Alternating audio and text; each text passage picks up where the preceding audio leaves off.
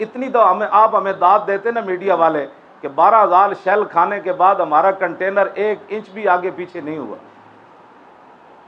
تو آپ نے ہمیں بالکل ہی نظر انداز کیا کہ یہ تو کوئی کام ہی نہیں تھا ختم نبوت پر پہرا دینا۔ اور پھر اب بجائے اس کے کہ آپ ہمیں کہتے کہ بھائی 1953 کی تاریخ میں 10,000 بندے شہید ہوئے ختم نبوت کے لیے، یہ 1.25 بندہ گرفتار ہوا، 3 بندے پھانسی کے پھندے تک پہنچے، اگر جو انہیں پھانسی نہیں ہوئی، لیکن وزیر خارجہ ظفر اللہ خان نہیں ہٹا، تو ہم 8 بندے دے کر 12,000 شیل کھا کے ہم وزیر تو کم از کم ہٹوا کے آئے نا۔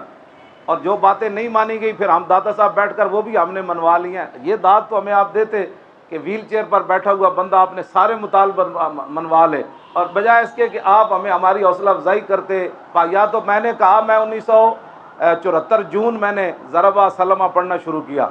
جامع مسجد عیدگاہ نیا محلہ جہلم میں،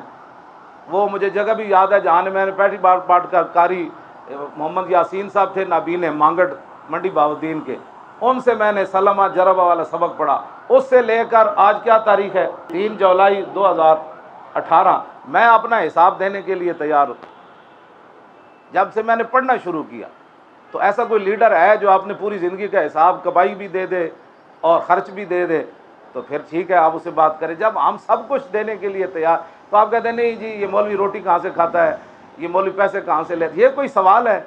یہ تو کوئی سوال نہیں ہے کہ اللہ تعالیٰ و تو عز من تشاء و تو ذل من تشاء، یہ تو اس کے ہاتھ میں ہے یہ ساری باتیں۔